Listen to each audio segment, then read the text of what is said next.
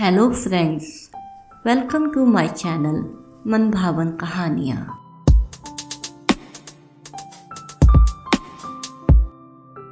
सावित्री को वैसे ही काफ़ी चिंता हो रही थी क्योंकि उसका पति 11 बजे आने की कहकर अभी तक ट्रक लेकर नहीं आया था।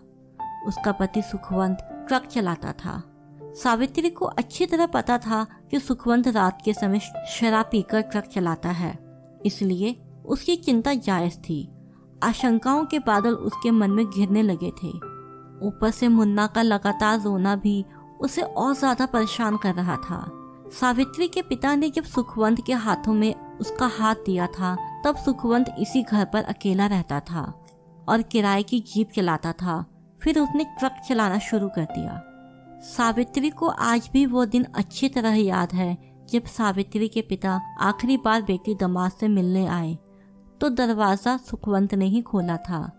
अरे आप आइए आइए, इधर से गुजरा था, सोचा मिलता जाऊं, सावित्री के पिता अंदर आते हुए बोले। सावित्री अपना उभरा हुआ पेट साड़ी के पल्लू से ढकने का असफल प्रयास करते हुए बोली, पिताजी आपकी तबीयत कैसी है अब? मैं ठीक हूँ। बेटे सुखवंत, मेरी एक आखिरी विनती मानोगे? पिताजी सुखवंत से मुखातिब होकर बोले। जी कहिए। बेटा, ईश्वर की कृपा से अब तुम 2 से 3 होने वाले हो। मैं चाहता हूँ तुम शराब छोड़ दो, नहीं तो तुम्हारे बच्चे पर इसका प्रतिकूल प्रभाव पड़ सकता है। जी मैं कोशिश करूँगा।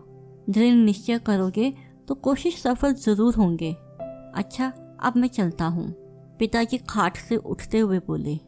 मैं वचन देता हूँ कि अपने बच्चों को अच्छे संस्कार देने के लिए शराब को अब कभी हाथ नहीं लगाऊंगा। सुखवंत पिताजी के साथ बाहर आते हुए बोला। दरवाजे की सांकल जोर से बजी। सावित्री की तंद्रा भंग हुई और वो अतीत से बाहर आई। मुन्ना अभी भी रो रहा था। सावित्री ने दरवाज़ा खोला। दरवाजे पर एक पुलिस कांस्टेबल को देख वो घबराई। हिम्मत करके पूछा, क्या है भाई? ट्रक चालक सुखवंत का घर यही है क्या? कांस्टेबल ने पूछा। जी यही है, मैं उनकी पत्नी हूँ, सावित्री घबराई स्वर में बोली।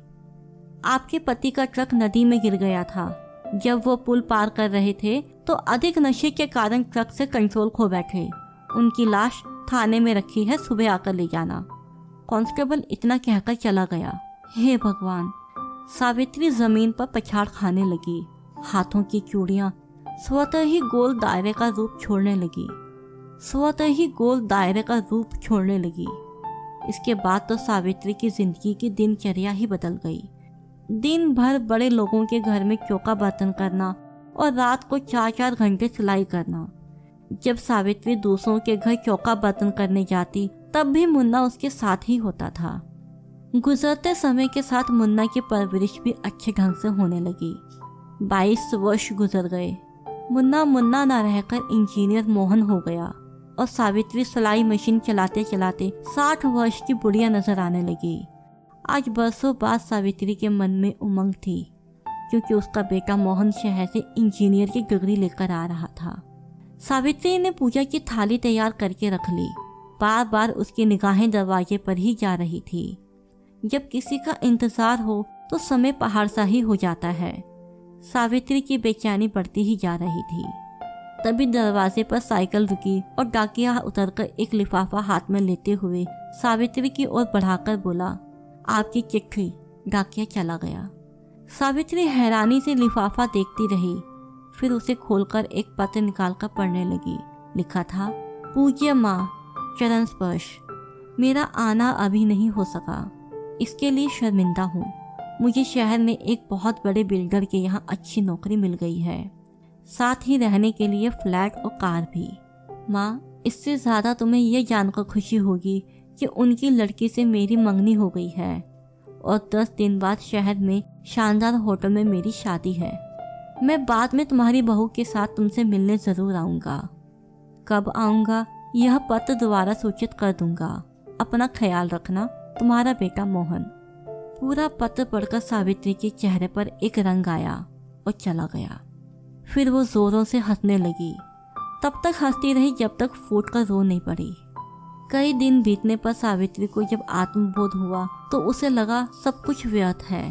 अब उसके फर्ज पूरे हुए, उसे चलना चाहिए। 5 वर्ष बीत गए, मगर कोई यह नहीं जान पाया कि सावित्री अपना घर यूं लवारिस छोड़कर कहाँ चली गई। मोहन की शादी को 5 वर्ष बीतने पर भी वो संतान का सुख नहीं देख पाया।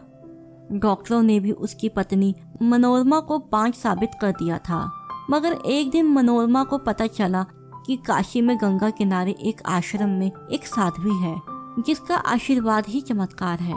उसने मोहन से उसके दर्शन के लिए जिद की तो मोहन को मजबूर होकर मनोरमा को काशी लेकर जाना पड़ा। काशी जाकर जब मोहन मनोरमा के साथ उस साध्वी के आश्रम में पहुंचा तो उन्हें पता चला कि साध्वी अपने विशेष पूजा ध्यान के कक्ष में है। तब तक मनोरमा ने इंतजार करना उचित समझा, लेकिन मोहन समय की बर्बादी बेकार समझ मनोरमा के साथ सीधा साध्वी के विशेष पूजा कक्ष में जा पहुंचा। वहां साध्वी दरवाजे की ओर से पीठ फेरे ध्यान मगन बैठी थी।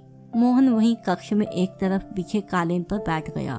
मनोरमा घुटने के बल वहीं जमीन पर बैठकर अपना आंचल फैलाकर बधाई स्वर में बोली, माई, मेरी शादी को 5 वर्ष हो गए मगर संतान नसीब नहीं हुई। दुनिया 5 कहती है। मैं आपके पास बड़ी उम्मीद लेकर आई हूँ। अपने आशीष से मुझे ममता का वरदान दे दो माई। क्या करोगी बेटी ममता का वरदान लेके? यह संतान बड़ी निर्मोही होती है। साध्वी का डूबा सा स्वर उभरा। मोहन इस आवाज पर थोड़ा पहले तो चौंका मगर फिर सामान्य हो गया। ऐसा मत कहो माई, बड़े भरोसे के साथ आई हूँ आपके पास। मनोरमा गिड़गिड़ाई, पति के पापों का कुछ तो प्रायश्चित देना ही होगा पुत्री। तुम संतान का मुख नहीं देख सकोगी। साध्वी की वही डूबी आवाज उभरी, ऐसा श्राप मत दो माई, मेरे पति निष्पाप है। मनोरमा के इतने कहते ही साध्वी ने अपना चेहरा घुमाया और ठीक मनोरमा के सामने मुख करके बैठ गई। उसके चेहरे पर नजर पड़ते ही मोहन के मुख से यकायक निकला, माँ तुम? माँ, ये क्या कह रही हैं आप तो कहते थे आप अनाथ हैं। आपके माता पिता एक दुर्घटना का शिकार हो गए। आपने मुझसे ऐसा क्यों कहा? मनोरमा ने ऐसा कहा तो उसकी नजरें झुकती चली गई। सावित्री फीकी मुस्कान के साथ बोली, तुम माँ को भले ही चेहरे से पहचानो मगर माँ अपने बच्चों को आहट से ही पहचानती है। मैंने तुम्हें शहर में रहकर अच्छे से अच्छी शिक्षा पाने का अवसर दिया मगर अफसोस तुम संस्कार याद नहीं रख सके। मैंने तुम्हारी 3 माह की उम्र से ही तुम्हें अकेले पाला और पिता की कमी महसूस नहीं होने दी। अपने सारे फर्ज पूरे करे मगर तुम अपने फर्ज भूल गए। मैं सोचकर गर्व करती थी कि अपनी अकेले की मेहनत से अपनी मंजिल पाई, मगर आज मुझे अपनी पत्नी होने पर शर्म महसूस हो रही है। मनोरमा सिसक कर बोली, अब हमारे सत्संग का समय हो रहा है, तुम दोनों जा सकते हो। सावित्री खड़ी होते हुए बोली, माँ, मुझे बांझ होने की शराब से तो मुक्ति देती जाओ।